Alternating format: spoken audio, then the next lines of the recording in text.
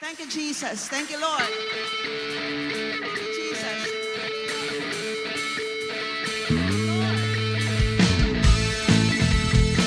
Lord Jesus.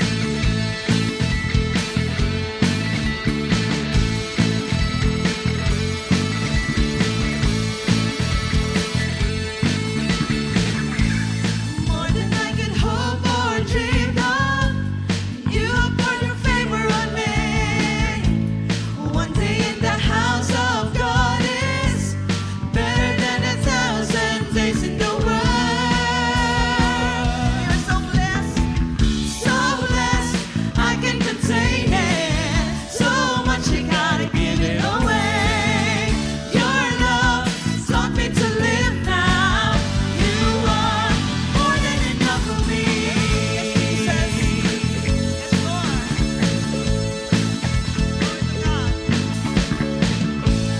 More than I could hope or dream of, you have poured your favor on me. One day in the house of God is better than 1,000 days in the world. So blessed,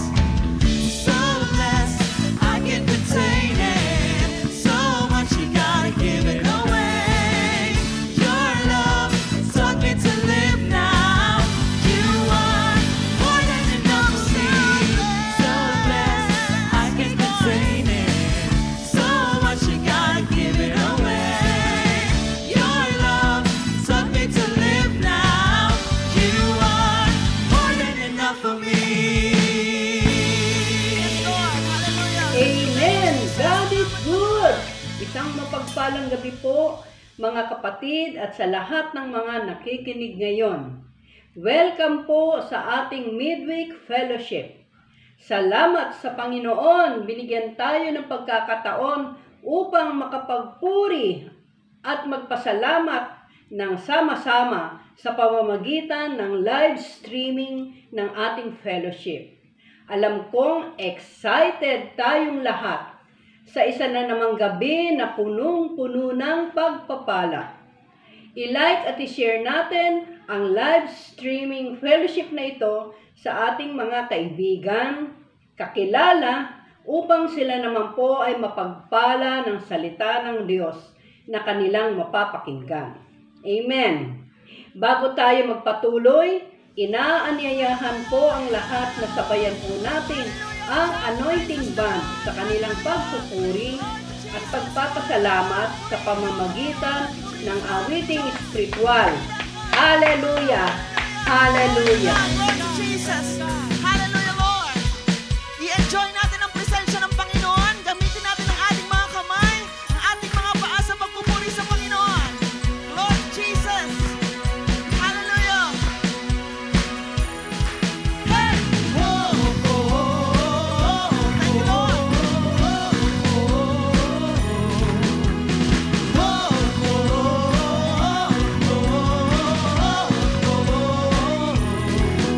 You took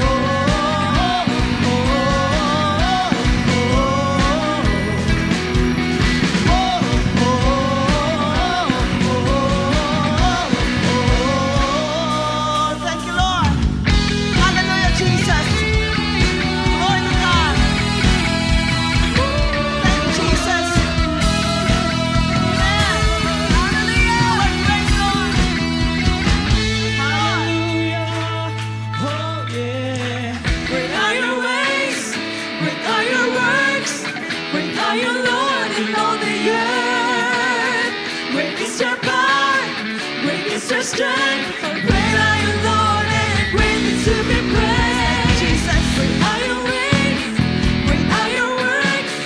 Great are you, Lord, in all the earth. Great is your power, great is your strength. Great are you, Lord, and greatly to be praised. Your greatness, Jesus, exalted in all the earth. Glory, glory, hallelujah. Glory to the God of Israel. Glory, glory, hallelujah. And all the earth will sing that you're a great God.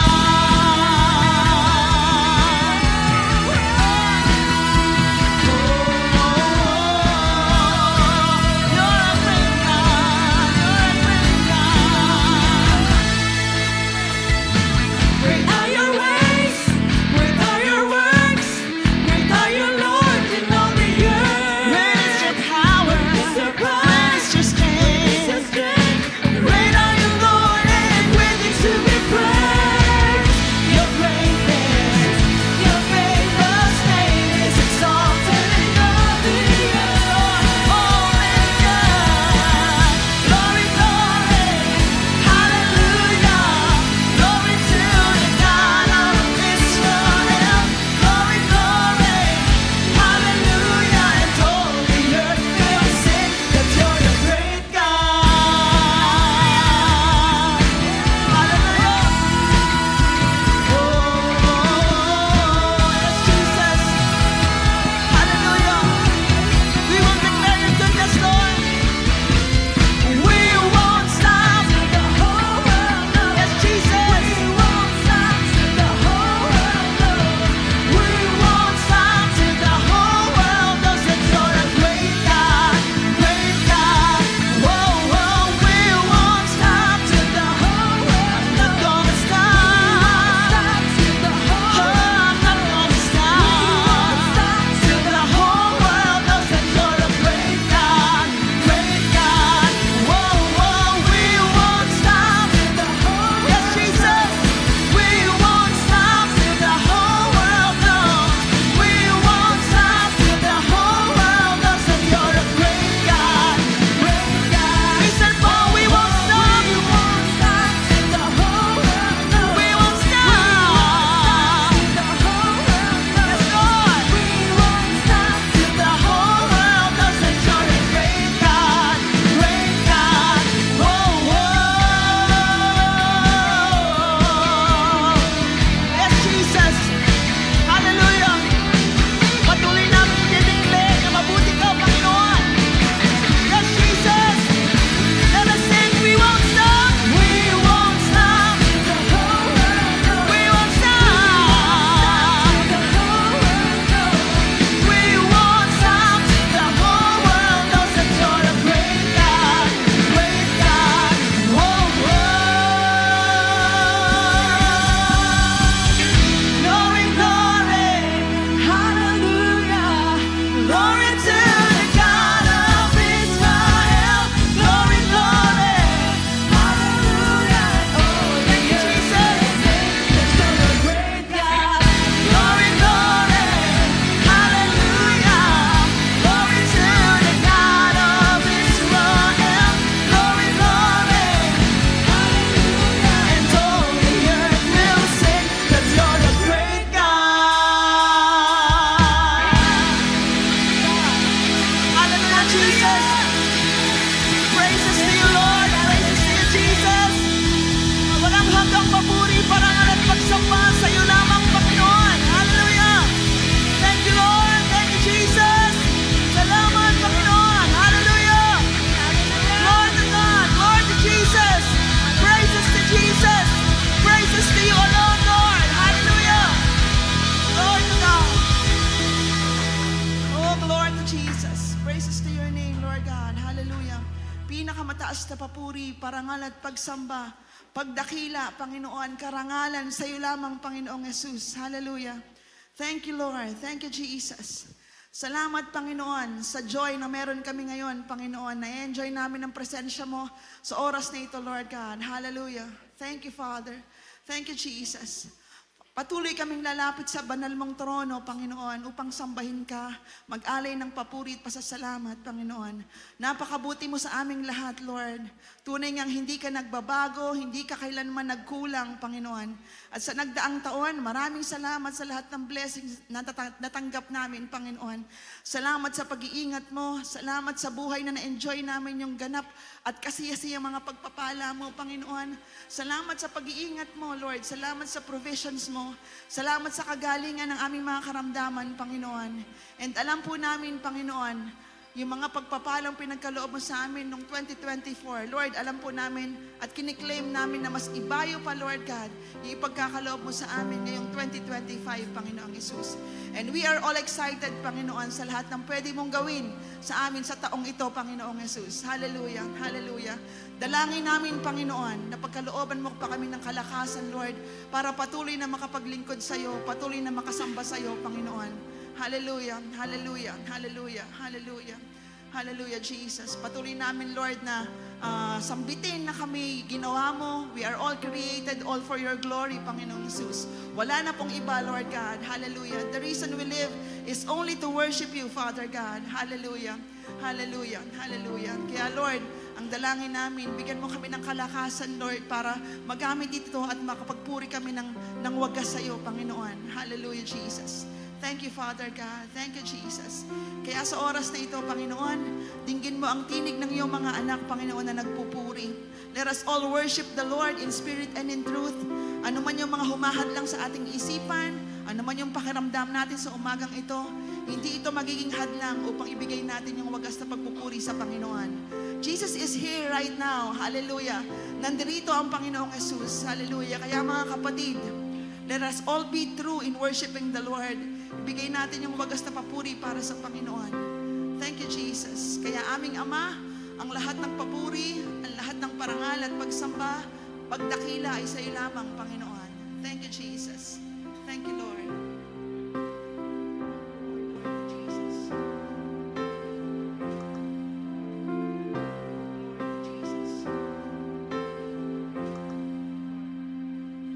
When I look into your holiness, when I gaze into your loveliness, when all things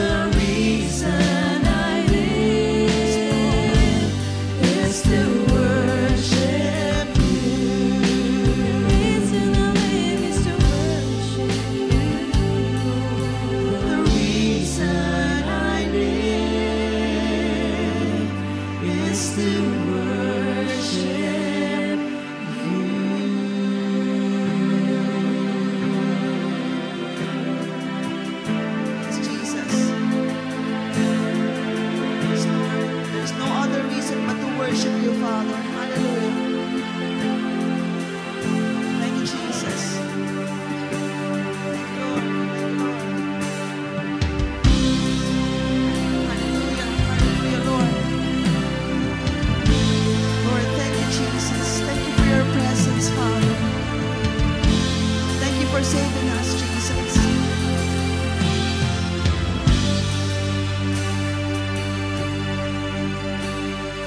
Saved by your mercy, found in your grace, totally surrendered to your embrace, and there's nothing more than you. See your perfection,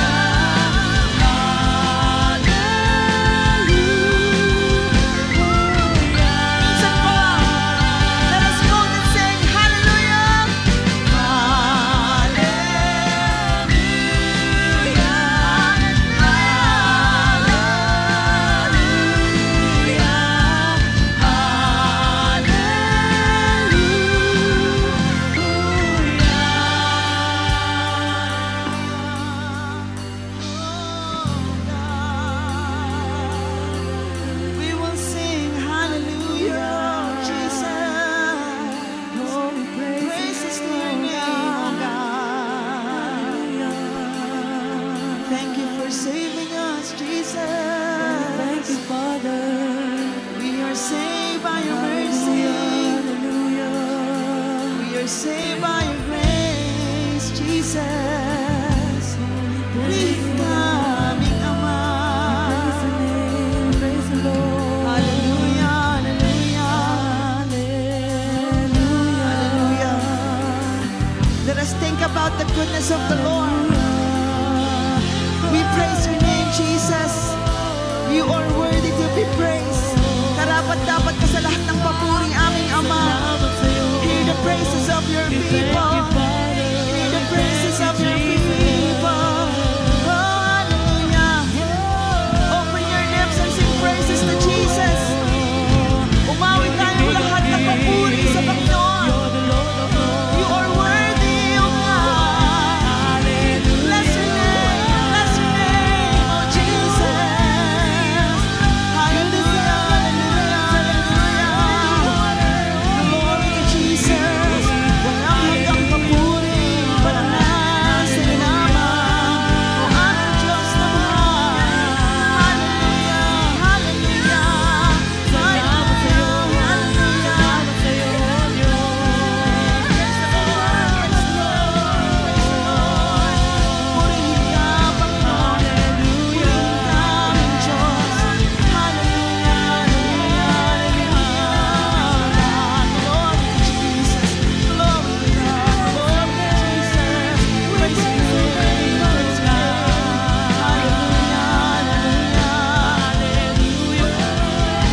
Thank you, Jesus. Thank you, Lord. We will praise you. We will praise your name. Hallelujah.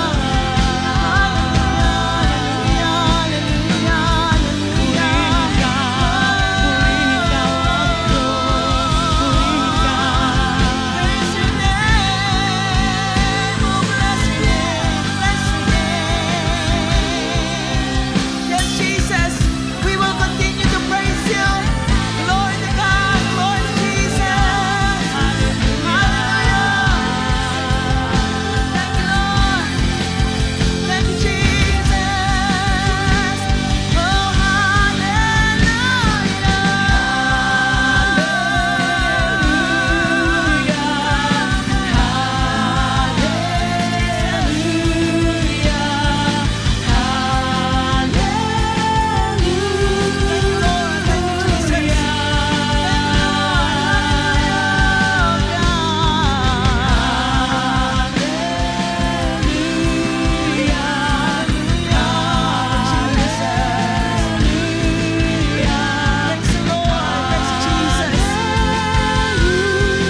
Oh, for the last time, let us sing hallelujah.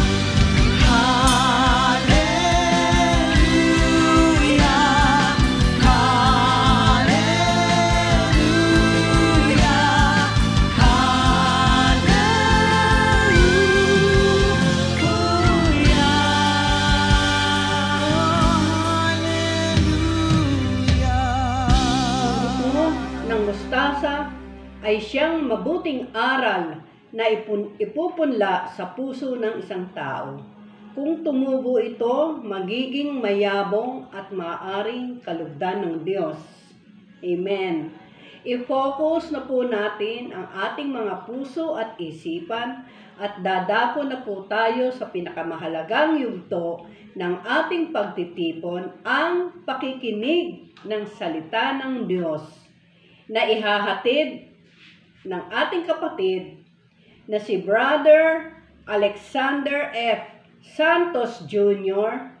sa series na The Parables About the Kingdom of God, sa topic na The Master Seed.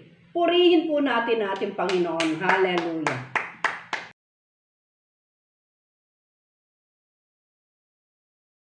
Isang mapagpalang araw po sa ating lahat na ngayon ay patuloy na nakasubaybay sa ating pong midweek fellowship. Alam ko po na excited tayo na patuloy na mapagpala ng mga salita ng Diyos at excited tayo na patuloy na ibuhos sa atin ng Panginoon ang kanyang masaganang karunungan. So bago po tayo mag-start, tayo pong lahat inaanyayahan ko po na i-share natin yung ating pong midweek live streaming ngayon. Makita nyo po dyan. Hanapin nyo po yung share button at i-share po natin sa ating mga kapatid, kamag-anak, kaibigan, katrabaho. Kasi napakaganda po ng mensahe ng Panginoon sa atin tuwing tayo nakikinig ng kanyang mga salita. Amen? Sige po, i-share natin. I-share po natin at patuloy po nating purihin at palakpakan ang ating Panginoon. Hallelujah. Hallelujah. Praise the Lord. Sige po, palakpakan natin. Pwede po tayo mag-comment ng Amen, Hallelujah, Praise the Lord, or heart react sa ating pong live streaming comment section. Hallelujah. So, bagong taon, bagong pag-asa, bagong pagkakataon na may alay natin ang ating sarili sa Panginoon. So, simulan po natin ng taon na ito at ang pagtitipon na ito sa isang panalangin. Ama namin sa langit, maraming salamat po sa oras na ito na ibinigay niyo sa amin at pagkakataon para kami patuloy na lumago sa karunungan, lumago sa kaalaman. At Lord, patuloy mong pagpalain ang mga salita mong nagbibigay buhay. Naniniwala kami, Ama, na sa oras na ito, lahat ng kahilingan ng aming puso dinidinig mo at ayon sa iyong kalooban ay diringgin mo. Panginoon, salamat sa mga pagpapala, salamat sa nagdaang taon na kami iyong iningatan, sinamahan, blines at binigyan ng aming mga pangailangan. Lord, naniniwala kami na as we start this year, nandyan yung pag-iingat mo, yung provision mo. At sa pamagitan ng gawain mong ito, ipaliwanag mo sa amin at ihayag mo sa amin kung ano ba ang nais mong gawin namin at maging impact namin para sa taong ito. Salamat, Ama, sa patnubay ng banal mong Espiritu, ito nawa ang magpaunawa sa amin ng mga salita mong aming maririnig at sa kaluwalhatian mo, Ama, ang samot dalangin namin, ikaw ay aming mabigyan ng pagdakila. Lahat ng ito ay aming dalangin sa pangalan ng iyong anak na si Jesus, ang aming tagapagligtas, ang aming Panginoon, ang aming nag-iisang kaibigan. Salamat po. Amen. Purihin po natin muli ang ating Panginoon. So, last week po, sinimulan na natin yung panibagong serye. So, kung paanong nakita natin sa nakaraang serye, kung gaanong katapat ang Diyos at kabuti ang Diyos sa buhay ng mga tinatawag nating heroes of faith, kung paanong naging inspirasyon natin sila sa pananampalataya, patuloy ngayon na sinasaliksik natin ang kalooban ng Diyos sa pamamagitan naman ng banibagong serye ukol sa mga talinhaga or parables. Amen?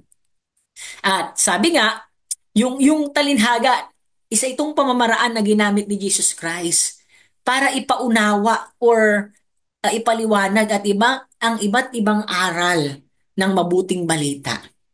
At sa atin po, sabi nga, yung talinhaga, dalawa yung pwede nating makuha dito eh. Ah, sabi, ito narinig ko lang, yung talinhaga daw, it can be a mirror parable or it can be a window parable. So, kailan ba nagiging mirror parable ang isang talinhaga na naririnig natin sa Biblia? Pag ang talinhagang daw ito ay parang salamin na nakikita natin, ano ba yung katatayuan natin? Nakikita natin yung sarili natin at nakapagre-reflect tayo kung paano ba ito natin babaguhin o isusuko sa Diyos ayon sa kanyang kalooban. Di ba? Yung window parable naman, ito yung mga parable na parang bintana na nagbubukas sa atin sa mas malawak na kaunawaan. Hindi yung loob lang ng silid yung nakikita natin. Di ba? Pag nagbukas tayo ng bintana, mas malawak pa yung nakikita natin. And minsan po, or should I say, madalas din sa Biblia, yung talinhaga, it can be either. Pwede siyang parehas na window or mirror parable. So, sa oras pong ito, hayaan niyo po na saliksikin natin ang isang parable na kung saan ngayon po ang tinatalakay natin ay mga parable or talinhaga ukol sa kaharian ng Diyos. At kung nung last week, pinaliwanag po sa atin yung mga hasik, ngayon po ang pag-usapan natin ay yung talinhaga ukol sa buto ng mustasa or the mustard seed at yung pampaalsa or the yeast or the leaven.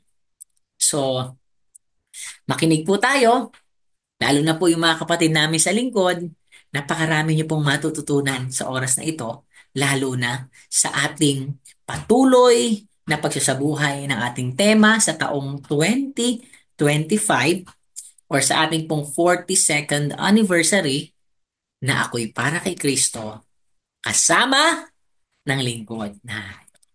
So saan ba natin mababasa itong parable of the mustard seed?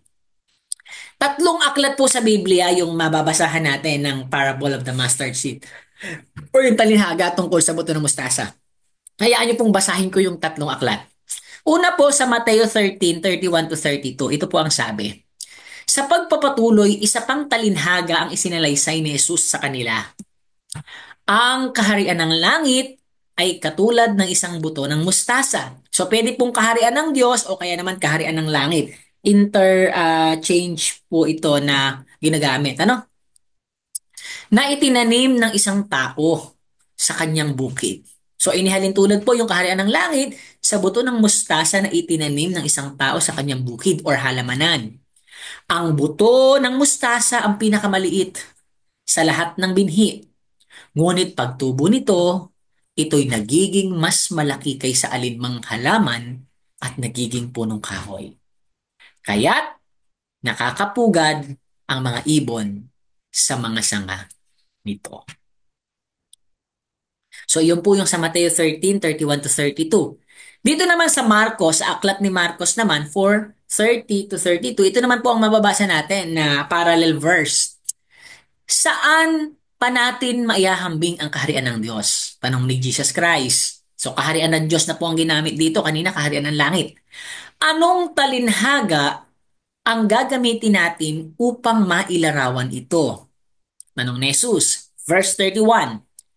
Ang katulad nito ay butil ng mustasa na siyang pinakamaliit sa lahat ng binhi.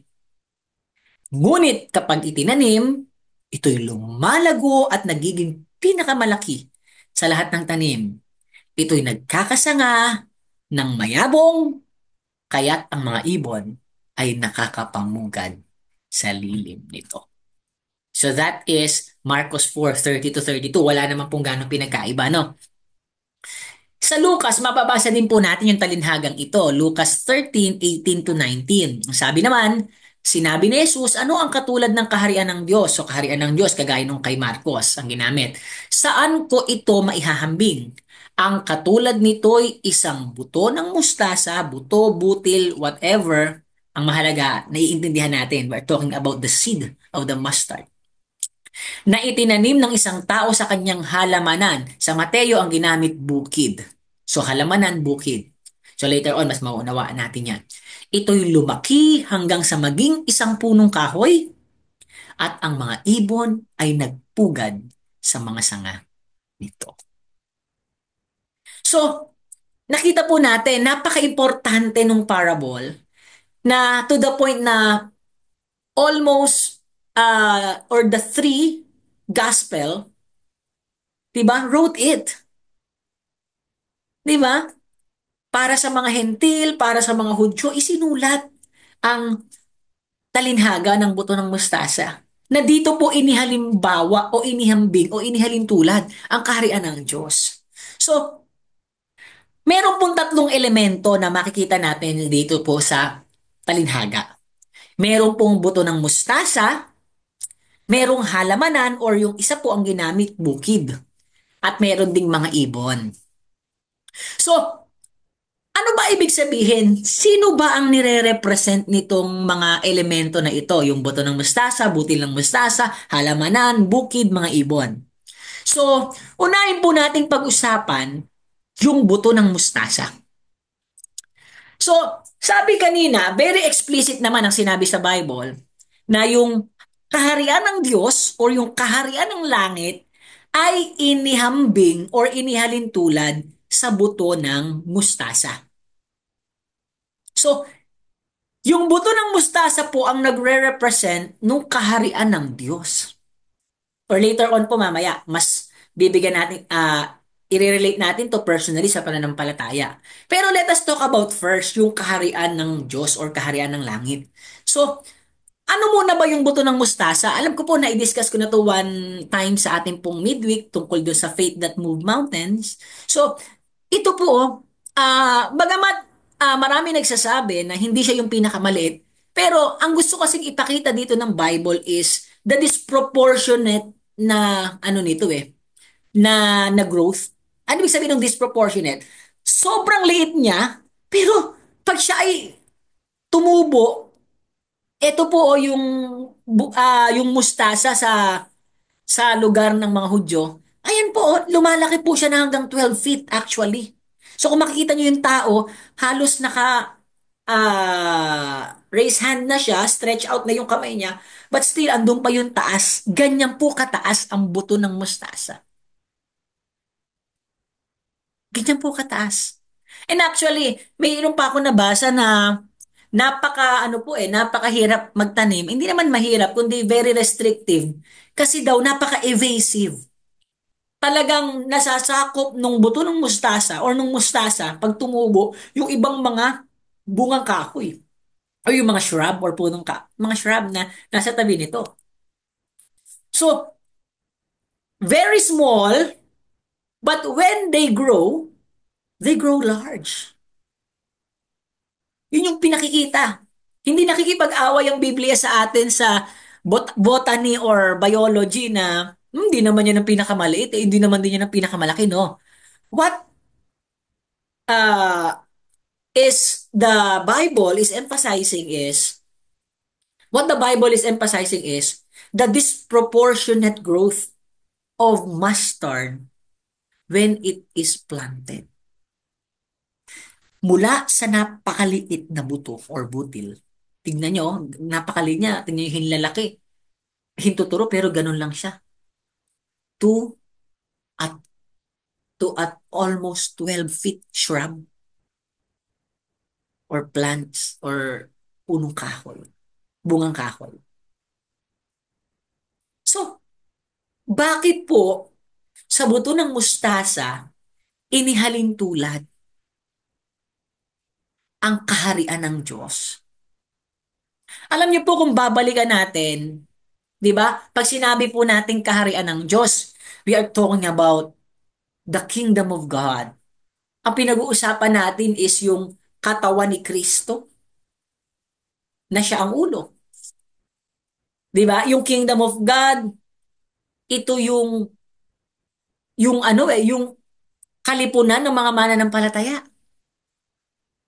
Yung kingdom of God, ito yung yung umusbong na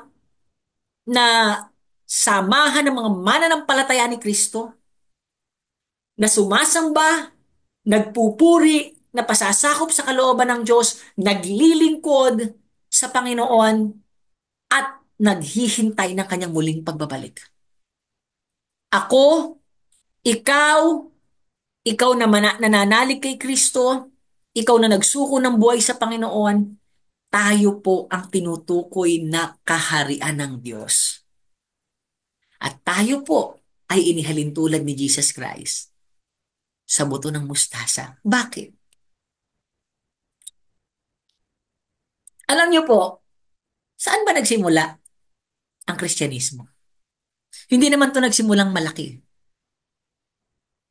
Di ba? Saan nagsimula? Di ba?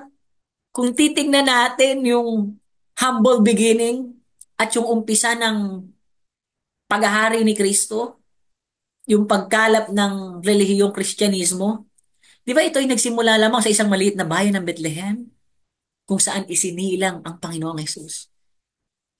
Ang Bethlehem po ay isang maliit na bayan lamang. Tapos, yung ating Panginoon na siyang hari ng mga hari, Panginoon ng Panginoon, kahit siya ay hari ng mga hari, Panginoon ng Panginoon, ipinakita sa atin kung gaano kasimple at kapayak ang kanyang pagdating dito sa mundong ito.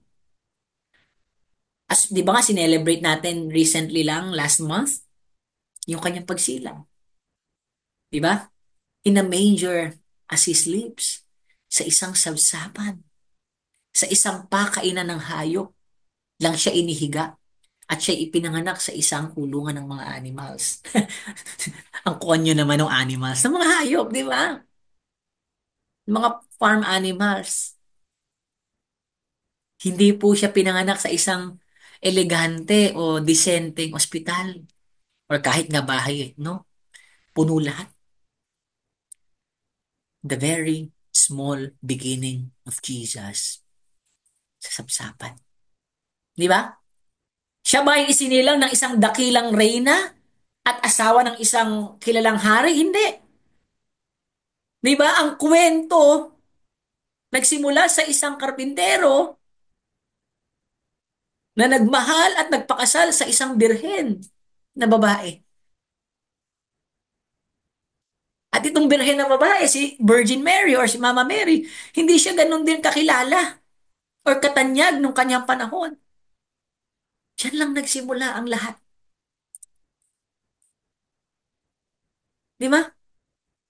Nung binubuo ni Jesus Christ, yung kanyang ministeryo, di ba hindi naman ganun ka-drastic or kalaki kagad eh, di ba? Hindi po mga kilalang tao ang kanyang mga pinili at tinawag. Di ba? Karamihan ay mga hindi nakapag-aral ng mga mangingisda. Di ba pinangungunahan pa nga ni Pedro na isa ring mangingisda. At sa mga paggawa ng himala ni Jesus Christ, makikita din natin na ganun katindi yung effect talaga ng kaharian ng Diyos eh. Imagine mo nakapagpakain ka ng libu-libong tao sa pamamagitan lamang ng 5 tinapay at 2 isda.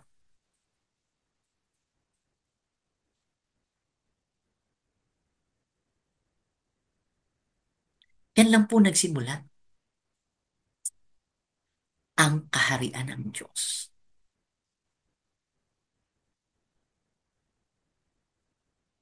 Ngayon, ano yung pwede nating maging reflection dito mga kapatid?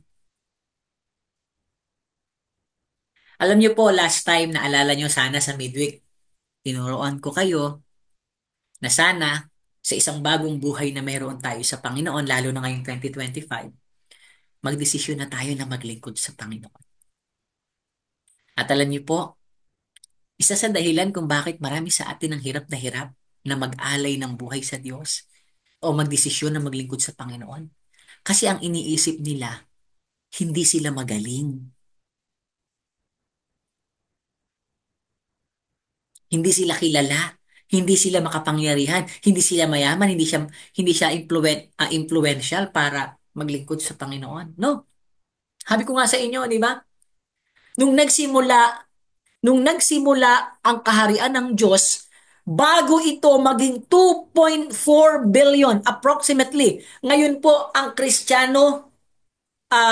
Christianism na may impluensya ng pananampalatayang Kristiyano or pananalig kay Kristo, sabi ng statistics 2023, 2.4 billion. So that is almost a third. One-third of the whole population, which is approximately 8 billion. Kinikilala po itong largest religious organization or religious religion, yung Christianism. And imagine that 2.38 or approximately 2.4 billion, saan siya nagsimula? Saan nagsimula itong bilyon-bilyong tao na ito? Marcos 3:13 to 19. Pagkatapos nito, umakyat si Jesus sa bundok at tinawag ang mga taong pinili niya at lumapit sa kanya. Pumili siya ng 12. It started with only 12 apostles. Hinirang niya ang mga ito upang makasama niya at isugo upang mangaral. Sila ay binigyan din niya ng kapangyarihang magpalayas ng mga demonyo. Ito ang 12 hinirang niya, si Simon or si Pedro, mas kilala natin na Pedro. Sino pa? Si Santiago at Juan na mga anak ni Zebedeo. Tinatawag din silang Boanerges na ang kahulugan ay mga anak ng kulog. Sina Andres, Felipe, Bartolome, Mateo, Tomas, Santiago, na anak ni Alfeo, si Tadeo, si Simon na makabayan, at si Judas na Iscariote. 12 apostles. Dalawa po yung Santiago, ano? May Santiagong matanda at Santiagong bata. Ayan. So, yan po yung 12 apostol. And imagine, from 12 to almost 2.4 billion. Hindi lang po ito multiplication. They don't just multiply. Actually, they multiply.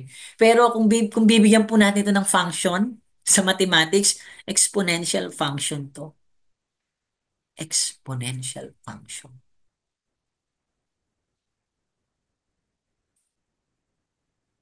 And imagine, that 2.4 billion only started with 12 apostles.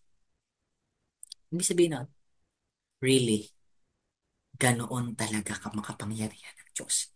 Talagang ang buto ng mustasa ang kaharian ng Diyos.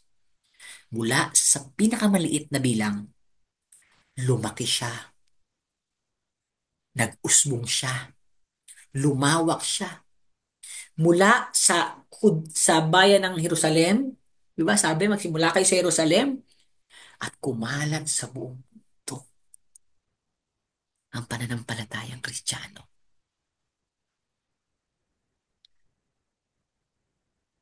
At alam niyo po, hindi naman magagaling ito eh. Sabi ko nga kanina, di ba? Mga hindi nakapag-aral. Ano sabi ng Biblia? 1 Corinto 1:26-29. Mga kapatid, alalahanin ninyo ang inyong katayuan nung kayo tawagin ng Diyos. Ito si Paul, medyo lumalawak ng yung kaharian ng Diyos nito, pero still, ano sabi? Ayon sa pamantayan ng tao, iilan lamang sa inyo ang matatawag na marunong, makapangyarihan at maharlika. Subalit pinili ng Diyos ang mga naturingang hangal sa sanlibutan upang hiyain ang marurunong. Di ba? Wala ka bang pinag-aralan? Di ka ba nakatapos ng kolehiyo? Huwag mong isipin na hadlang yan sa paglilingkod sa Diyos. Pinili niya ang mga mahihina. Iniisip mo ba wala kang talento? Wala kang kayang gawin?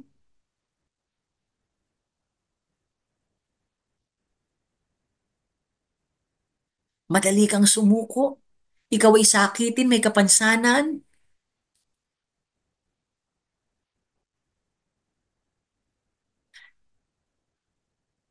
Upang hiyain ang malalakas.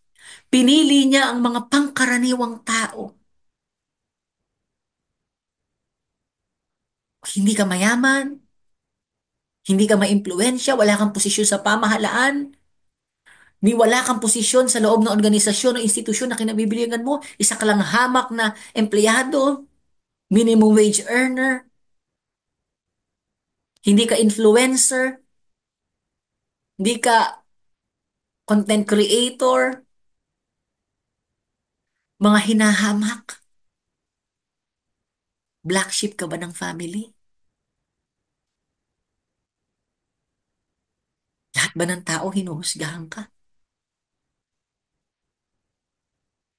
Ang tingin mo ba sa sarili mo, maging ng mga tao sa paligid mo, wala ka ng pag-asa at hindi ka na magbabago? Mga mahihina. Kapatid, kung isa ka sa mga tinutukoy ng Biblia, pinili ka ni Jesus Christ.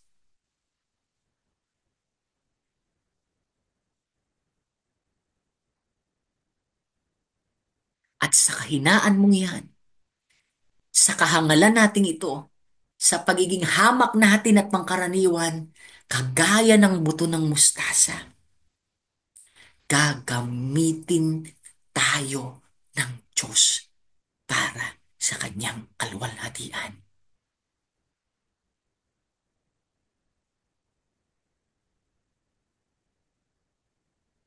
The parable of the mustard seeds give us the inspiration and encourages us. Tinutulungan tayong maunawaan ng talinhagang ito na hindi hadlang ang pagiging mahina, hangal, hamak at pangkaraniwan para hindi tayo maglingkod sa Diyos. Binibigyan tayo ng assurance nito na kahit simple lang yan, kahit kakaunti lang yan, kahit kulang-kulang yan, pag sa Diyos mo inialay, pag sa Diyos mo ginamit, pag sa Diyos mo ipinaglingkod, hindi pwedeng hindi yan lumaki, umusbong at mamunga gaya ng mustasa. Palakpakan nga natin ang Panginoon. Hindi talaga magagaling ang pinipili ng Diyos. Siguro ako magaling ako sa mathematics. Pero hindi naman mathematics ang pagtuturo ng Biblia. Wala po akong alam sa Bible nung ako po ay tawagin ng Diyos. I don't know any or I didn't know any Bible verse. John 3:16 lang, hindi ko pa alam ang message kasi yun yung mababasa mo sa maliit na Biblia, puro John 3:16, iba't ibang language. But I didn't know its true meaning. Hindi ako nag-aral ng theology. Pero ito ako ngayon, ginagamit ng Diyos. Alam niyo po, nung nagsimula ako dito sa paglilingkuran, ako po ay hamak na estudyante lamang sa BSU. At the age of 16 years old. Tama ba? Oo, 16 years old. And thanks be to God, mga kapatid. Bukas po, January 9, 2025, I will be celebrating my 14th anniversary. New life anniversary. 14 na taon na pong buhay si Brother Alex. Pero magte-30 na po ako sa January 31. Pero from that 30 years, buhay lang po ako ng 14 years. Kasi noon ko lang po nakilala si Jesus at the age of 16.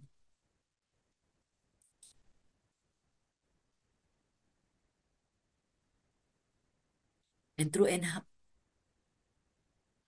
yung kwento ng buhay ko parang buto rin ng mustasa. Yung paunti-unting tanim ni Sister Mayvie na attend, pag-i-invite, yung paunti-unting tanim ni Sister Mayvie na pag-aaya sa amin sa bahay nila, hindi ko akalain na pag natanim na pala sa puso, at nung natanim ito sa puso ko,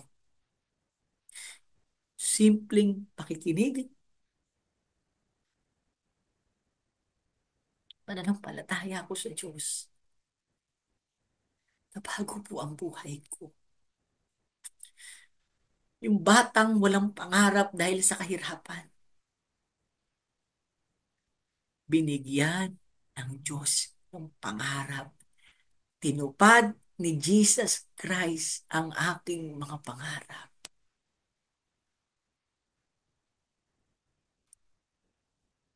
At naniniwala ako na yung tinanim kong maliliit na bagay sa kabila ng aking kahinaan, kahirapan, kahamakan, kahangalan, pagiging karaniwan, naniniwala ako na hindi na sayang yon. Ginamit yun ng Diyos. Naniniwala akong may naibahagi ako sa lingkod sa loob ng 14 na taon ng aking paglilingkuran, at least ngayon. At ginawa yun ng Diyos upang ipawalang saysay ang kinikilala ng sanlibutan. Kaya't walang sino mang makakapagmalaki sa harap ng Diyos. Kaya mga kapatid, ngayong 2025, pag nagdududa kayo kung kaya nyo ba na maglingkod sa Diyos, yung hamon namin sa inyo mga kapatid, ako ay para kay Kristo, kasama ng lingkod, nahahayo kapatid, sama-sama tayong humayo. At hindi totoo na wala kang kayang gawin. Sa kahinaan mong yan, sa kahamakan mong yan, sa kahangalan mong yan, at sa pagiging karaniwan mong yan, diyan mo pakilusin ng Diyos. Maniwala ka, yung itatanim mong paglilingkod sa Panginoon, kahit gaano kaliit yan, yan po ay uusbong at lalaki kagaya ng mustasa. Palakpakan po natin ang Panginoon. Kaya huwag kayong matakot. Pinakita na sa atin ng Diyos, meron na tayong ebidensya. There is an evidence already. Mula sa 12 apostol, Christianity now is 2.4 billion. So, totoo ang talinhaga. Totoo ang pangako na anumang ibibigay natin, lalaki, tutubo, uusbong. So, anong pinagdududa mo? Magbigay ka ng oras sa Diyos, maniwala ka yung oras mong ibibigay sa Diyos, uusbong yan. Maglingkod ka sa ministry. Tumulong ka sa mga nangangailangan.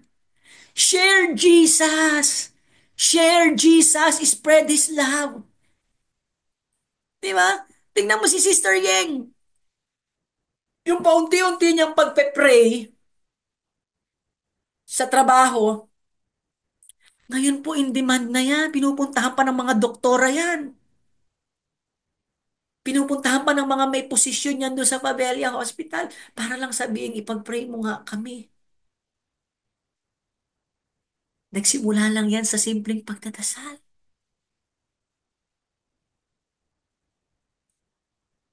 Pero ngayon, prayer warrior na ng Pabella. Praise the Lord! Hindi pwedeng hindi umusbong. Yung ating pong Kingdom Sower, ay nagsimula din niya sa maliit na halaga. Ngayon, pagkaalala ko, nung pinost last Sunday, 864,000. Konti na lang, magkakaroon na tayo ng service vehicle para sa ating paghahayo. At marami nang maaabot ang lingkod.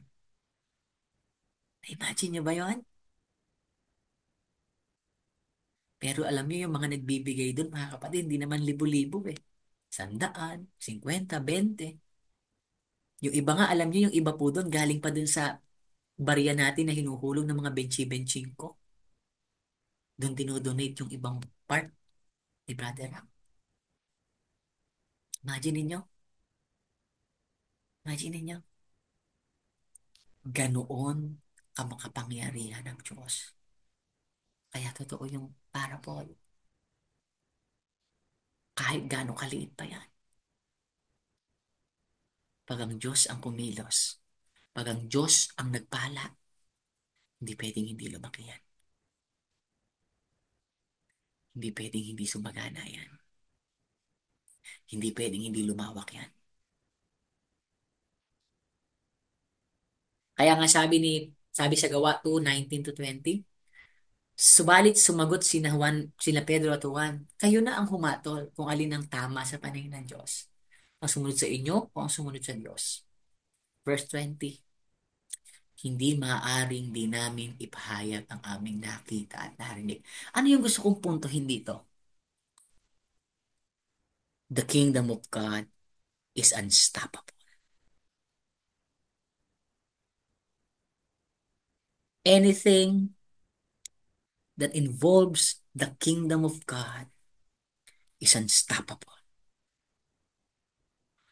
Every work of faith is unstoppable. Hindi kayang pigilin ng anuman, sinuman, at ng anumang sitwasyon at pangyayari o ng sinumang tao o anumang kapangyarihan sa mundong ito ang kilos ng Diyos.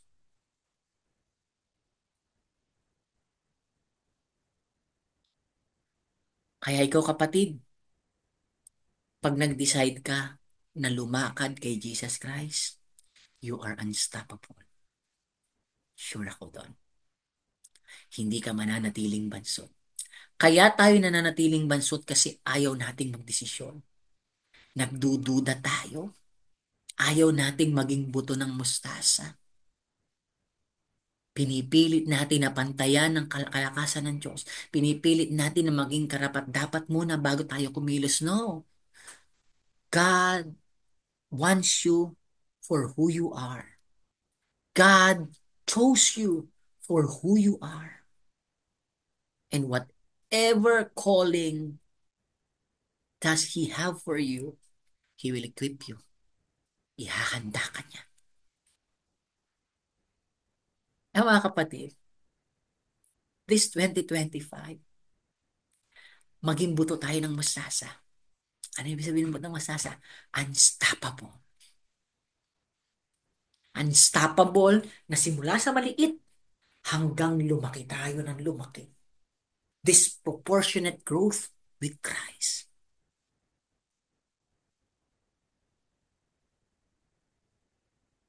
Isabuhay natin. Di ba? Sa pagsasabuhay natin ng ating tema na kasama ng lingkod na hayo, let us be unstoppable. Itatakbo natin, iukit natin yan sa ating mga isip at puso. Be unstoppable for Christ. Huwag tayong papigil. Huwag tayong manghina. Huwag tayong matakot. Be bold. Kailangan pag may pumipigil sa ating trabaho man yan, pera man yan, pagsubok man yan, pag-uusig man yan, kahit anong bagay pa yan sa sanlibutang ito, di ba? Dapat ang lagi nating gagawin, hindi maaaring hindi kami magpatuloy, hindi maaaring hindi kami magpahayag, hindi maaaring hindi kami mag-share ng gospel, hindi maaaring hindi kami maglingkod, hindi maaaring hindi kami umattend, hindi maaaring hindi kami mag-invite, hindi maaaring na hindi kami sumulong para sa kaluwalhatian ni Kristo Jesus. Hallelujah! That is the very heart and the message of the mustard seed. That whatever and whoever we are, let us be unstoppable for Christ. Palakpakan nga natin ang Panginoon. Ganyan ang buto ng mustasa. Unstoppable growth. Hindi na papipigil. Kaya nga, di ba, nabanggit ko kanina, napaka-evasive. Tama ba, evasive? Invasive. Invade. Yung hindi niya na lupa, nasasako pa niya. Sa sobrang laki niya. Dito mo lang siya tinanim, pero dahil lumalaki nga siya, umuusbong ng malaki, nasasakop niya pati yung ibang mga halaman. Kaya medyo restrictive din yung iba sa pagtatanim nito. Ganun tayo. Huwag tayong papigil. Kahit maliit yung lupa, maliit yung mayroon tayo, let us offer it to the Lord and make it unstoppable. And watch and see how God miraculously use it for His glory and for His kingdom and for His everlasting power and love. Palakpakan nga po natin ang Panginoon. At gayon din po, kahit sa ating personal na buhay, pwede rin nating ihalin tulad yung buto ng mustasa sa ating pananampalataya.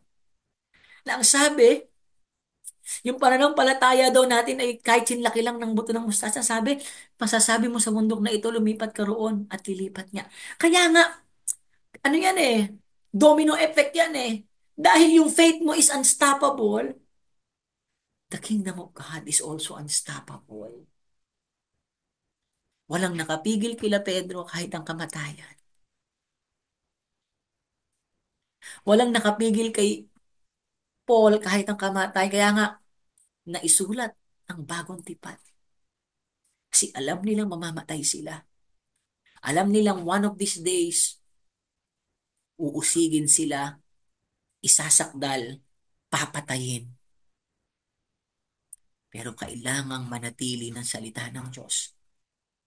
Kaya kahit nakakulong si Pablo, sumusulat ng mga epistle for the glory of God. Sumusulat dahil ito ang tama at nararapat. Unstoppable faith. That's what we have.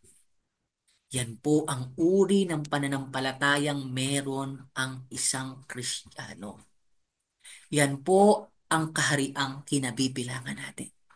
Unstoppable kingdom. Kaya sana huwag kang huminto. Huwag kang matakot. Magpatuloy tayo. Wala sa laki o sa liit. Wala sa garbo, wala sa halaga. Kahit ano pa yan, kayang pausbungin yan at pasaganain yan ng Diyos.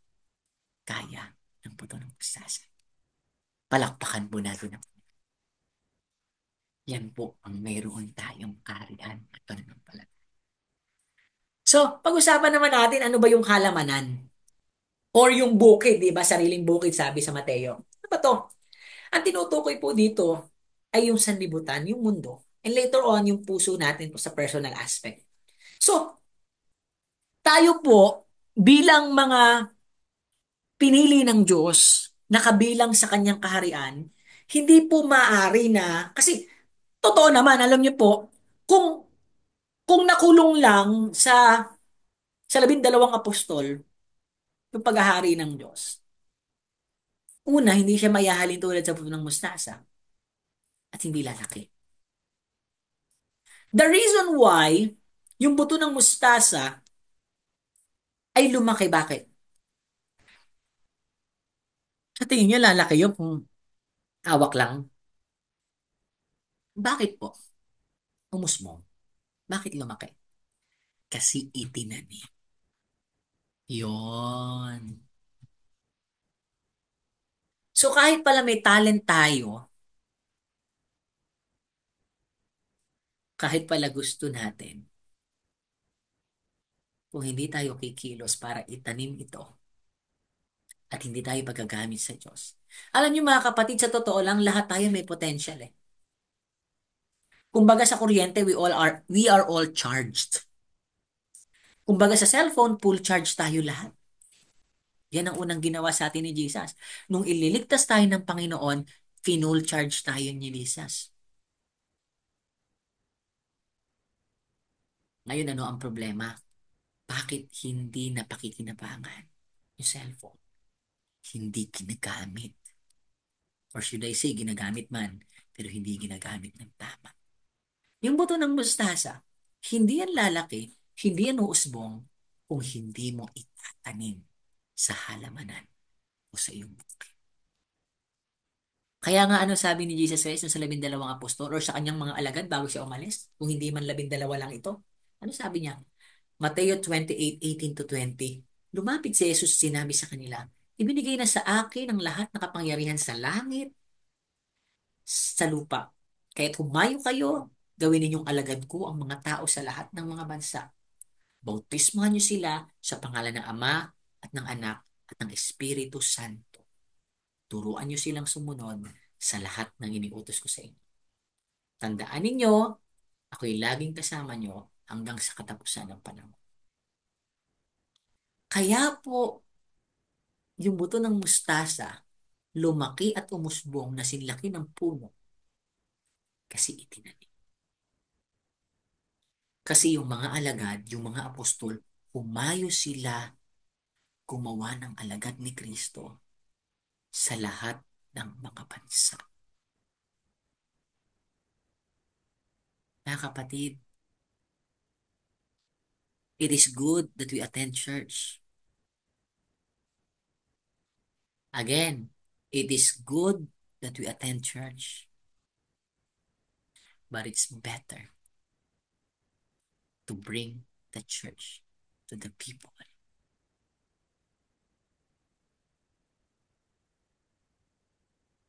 Paulit-ulit na po kami. Palitan na natin ang lente ng ating pananampalataya. Lalo na kung matagal na tayo sa Panginoon. Ako 14 years. Marami sa atin, mahigit 30 years na. Pero kahit 1 taong ka pa lang or 6 months ka pa lang, ngayon pa lang pwede mo nang palitan ng lente. Huwag na puro tungkol sa atin. Kasi mga kapatid, alam nyo, sa mata ng Diyos, paborito ka na niya eh. So kung ikaw pa rin naman, paborito mo pa rin sarili mo, alang, walang mangyayari. That's selfishness. Ikaw na nga paborito ng Diyos, gusto mo pa, ikaw, sarili mo pa rin ang iniibig mo, no? Nangako na po ang Diyos, hindi kita iiwan, hindi kita pababayaan.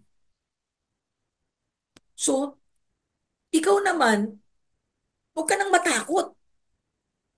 Kaya ikaw, maglingkod ka na sa Panginoon. Ituon mo na yung isip mo at sarili mo para makapaglingkod sa ibang tao.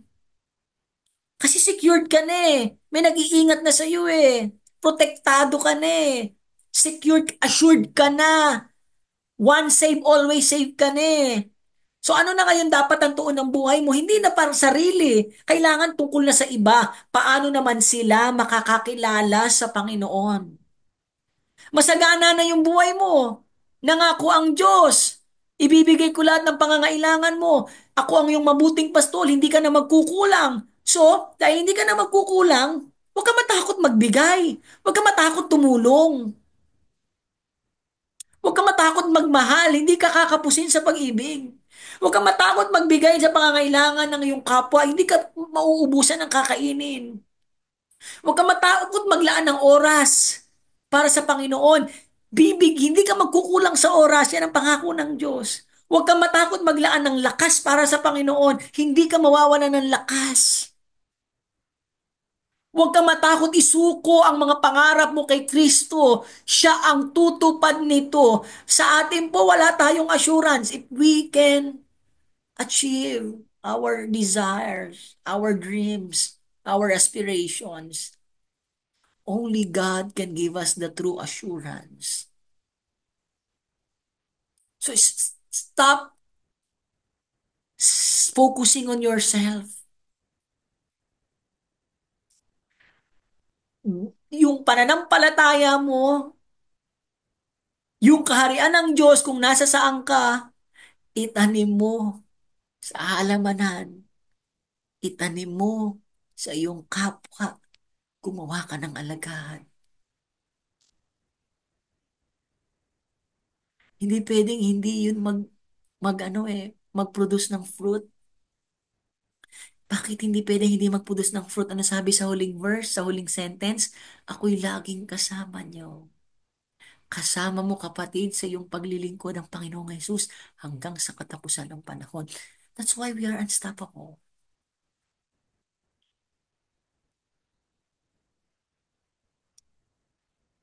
Umayo tayo. Magtanim tayo. Magtanim tayo ng magtanim sa buong sanlibutan. Sa ating tahanan. Tanim natin. Hindi, Brother Alex, naaabuso na ako eh. Ako yung breadwinner, puro ako na lang yung nagbibigay.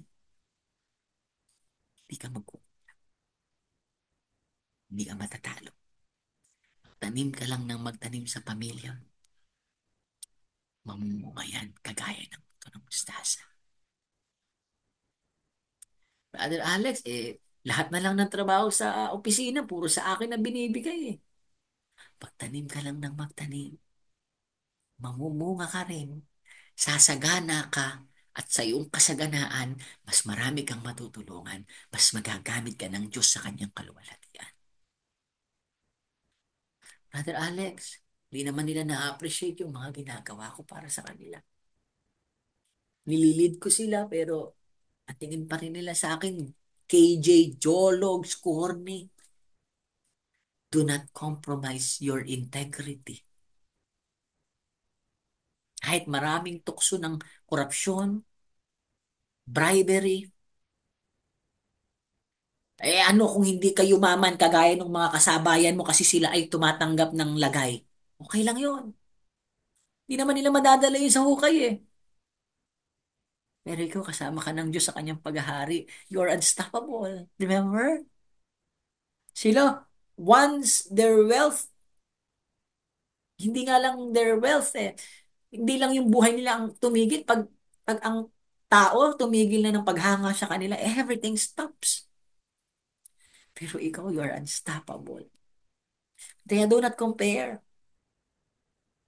Huwag mo ikumpara yung sarili mo dun sa kasamahan mo na nandadaya, nanlalamang, kaya napopromote. Ikaw, okay lang. Do not compromise your faith. Always be a witness.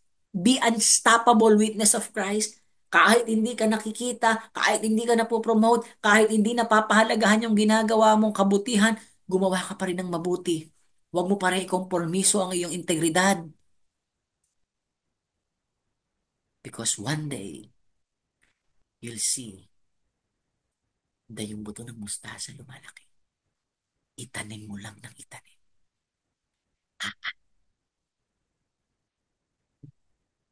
Kaya nga yung, yung pananampalataya, dito dapat sa puso yan.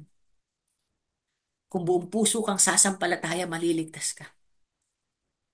Sapagkat sumasampalataya ang tao sa pamamagitan ng kanyang puso. Patuloy lang tayong maging malago sa ating journey.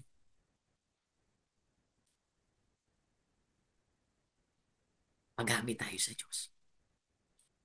Maging kapagtanim tayo sa halamanan.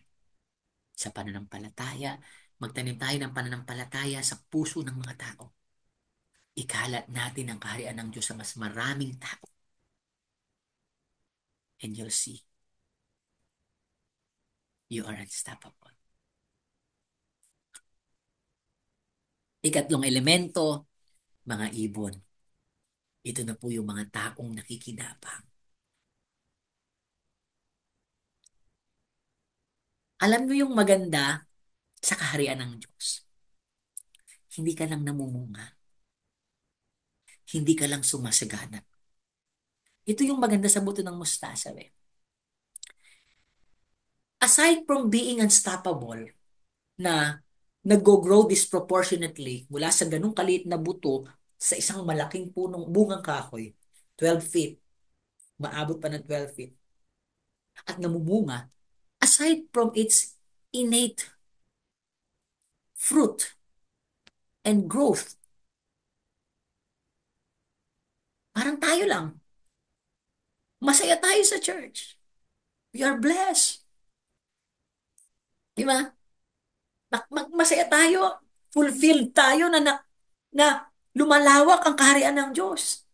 Maraming nakakakilala sa Panginoon. Pero did you know that as we grow, hindi lang tayo namumunga basta-basta. Pinakikinabangan din tayo ng mundo at ng sanlibutan at ng mga tao dito.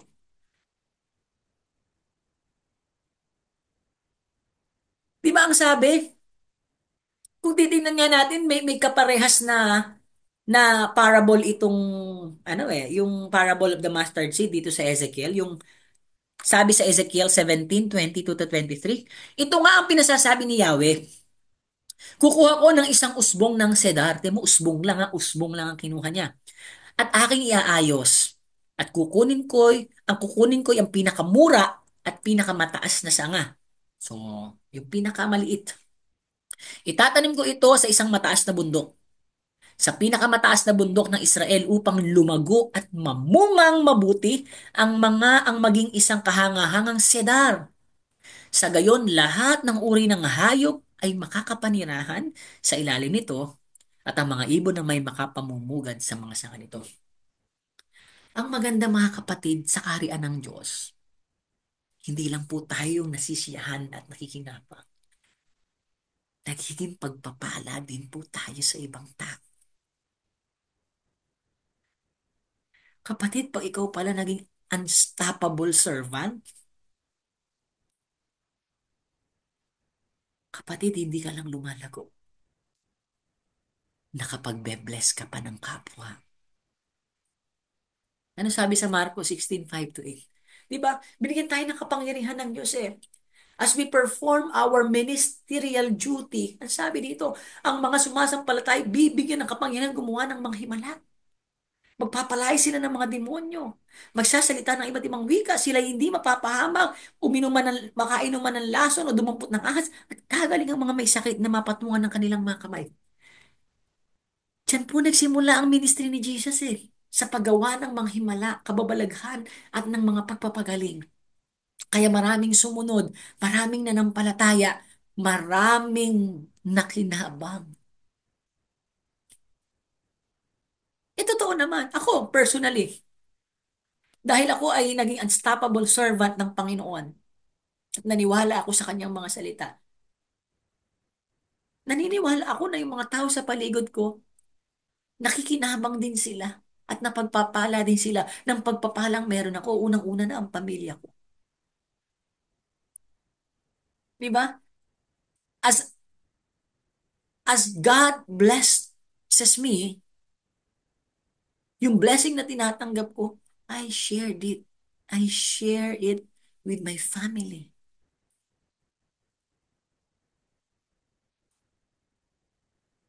Kaya masarap maging unstoppable. Kasi pag unstoppable ka, nagbubunga ka, hindi ka lang nagbubunga. Hindi ka lang pinakikinabangan ng church. Hindi ka lang nagagamit ng Panginoon sa kanyang kaharian. Pati mga taong mahalaga sa iyo at nakapaligid sa iyo. Kahit hindi mahalaga, lahat ng taong nakakasalamuha mo, they are being blessed by your presence. Nasa Bible yan eh. Lahat ng hawakan nyo ng kamay pagpapalain. Kaya huwag kayo mapapagod magdasal para sa iyong kapwa, sa iyong mga katrabaho, kaibigan, kapamilya.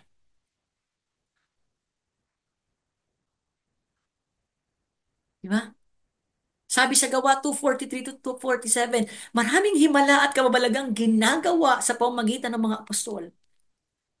Di ba? Napakadami. Di ba? Kaya nga sa verse 47, nagpupuri sila sa Diyos at kinalulugdan sila ng lahat ng tao. Imagine ninyo. Kagabi po, hindi kagabi, ah, last Saturday night, kaya nga nung Sunday in-announce ko, no? Sabi ko, panoorin ko ngayong The Forge kasi naku-curious ako sa post ni Sister Janice, 2 beses na doon yun napanood. Actually, yun ang dahilan kung ba't siya pinanood. Kasi ba't kaya nakakadalawa na si Sister Janice? Tapos may nakita din akong post kasi na may tungkol siya sa Christianity. So pinanood ko.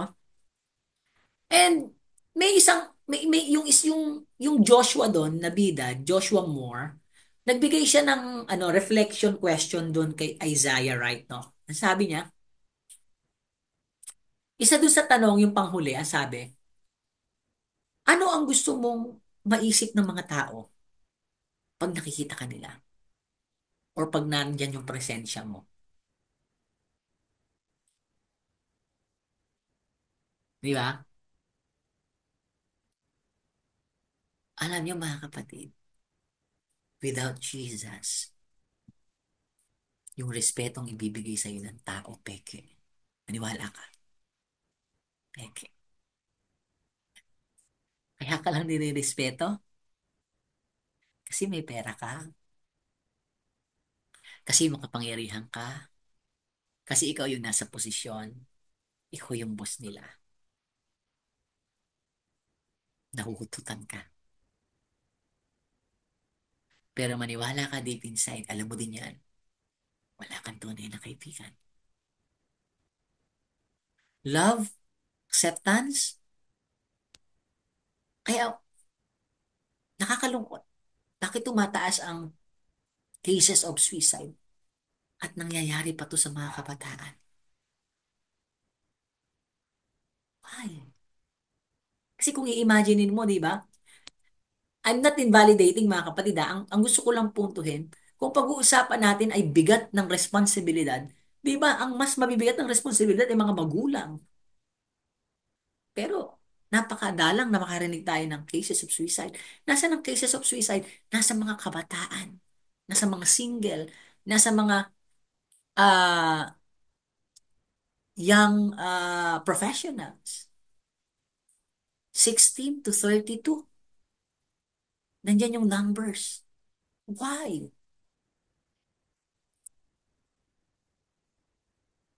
Emptiness.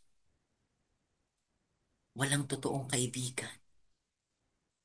Walang matotoong nagpapahalaga. Hindi makaramdam ng tunay na malasakit. Walang genuine na pagtanggap pag malasakit.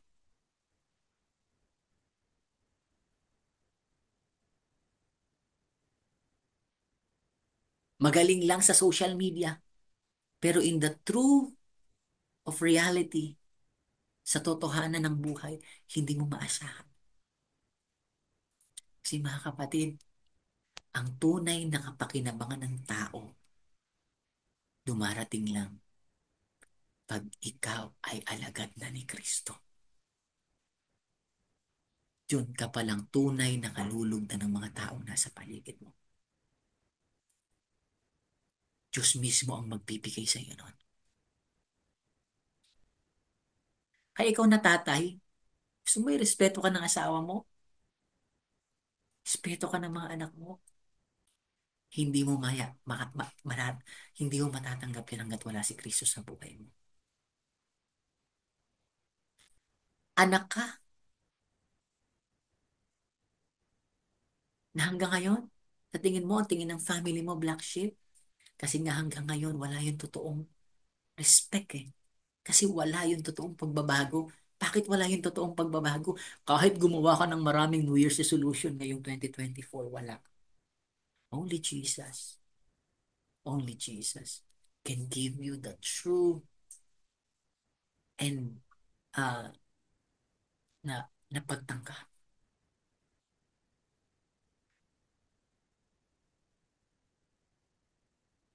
Be part of God's kingdom.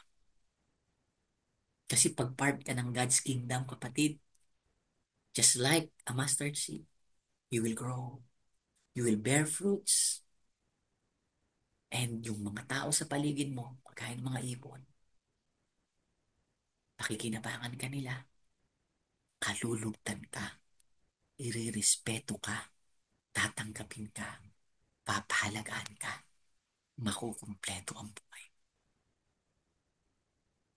At kung dumating man yung panahon na parang nawawala sila sa iyo, hindi mo mafe-feel yung emptiness because you are rooted in Christ. Resting in Christ, rooted in Christ. Amen. Palakpakan nga po natin ng Panginoon. Alam niyo po, related din yung talinhaga ng mustasa doon sa talinhaga ng pampaalsa, na ang sabi ang kaharian ng langit ay katulad ng pampaalsa na inihalo ng babae sa 3 takal ng harina hanggang umalsa ang buong masa nito. So, ganun din. Yung kapangyarihan ng kaharian ng Diyos at ng pananampalataya na lumaki, umusbong at umalsa at pakinabangan ng mas marami. Ganun din mababasa natin sa Lucas 13:20-21. Kaya same yung message ng lebadura sa kanang mustard seed eh. Kaya nag-focus na lang ako sa mustard seed pero same lang din. Ang nire-represent ng pampaalsa yung kaharian ng Diyos, yung pananampalataya natin, na pag ito ginamit natin, inihalo natin, hindi natin sinarili, ihinihalo natin sa mundo, sa halamanan, sa mga tao na nangangailangan ito, it will bear fruit, lalaki to, uusbong to, mamumunga to. At hindi pwedeng hindi ito kumalat. Still unstoppable. Mga kapatid, sana sa oras na ito, yung aral ng mustard seed, let us be unstoppable. Let us sow, magtanim tayo, maghasik tayo ng salita ng Diyos, ng mabubuting gawa, ng paglilingkod. Huwag nating tignan na maliit ito. Magpatuloy tayo sa paglilingkod. Huwag tayong susuko. Ang sabi sa 1 Corinto 15:58. Kaya nga mga minamahal kong kapatid, magpakatatag kayo at huwag gatinan. Huwag kayong panghihinaan ng loob. Kahit maliit yan, mamumunga yan kagaya ng buto ng mustasa, lalaki yan, lalawak yan. Magpakatatag ka.